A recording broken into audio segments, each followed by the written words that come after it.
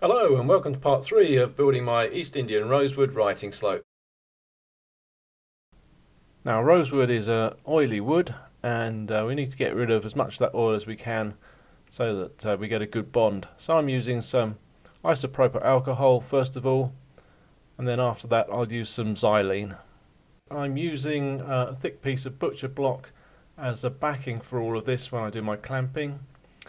And I can now use some Titebond Extend glue. That should work fine now that we've cleaned the oils out of the rosewood. Guessing how much to put on, adding a bit more if necessary once I've spread it out to the thickness I want. Something like a credit card is ideal for spreading it out on an area this sort of size. So now it's just a case of applying the veneers. Very easy with these tabs in place. They are a tight fit, but you'll see it goes together and they're not going to move once they're in there.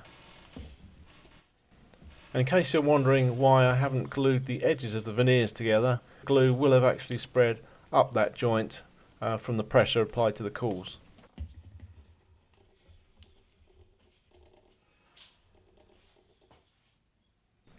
That gets left for at least 12 hours, and this is actually the next day.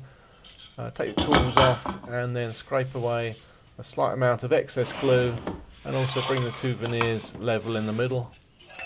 And then I can plane the whole surface just to make it nice.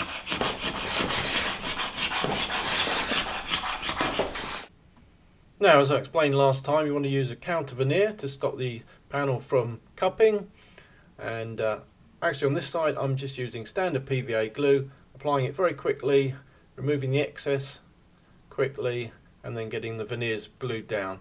And actually the Moranti wasn't quite wide enough, so I just put a slip of holly in there to make it all up. Cover it up with a towel so it doesn't stick to the other cool and leave it pressed. And here we have the two completed panels. Next time some solids. Cheerio!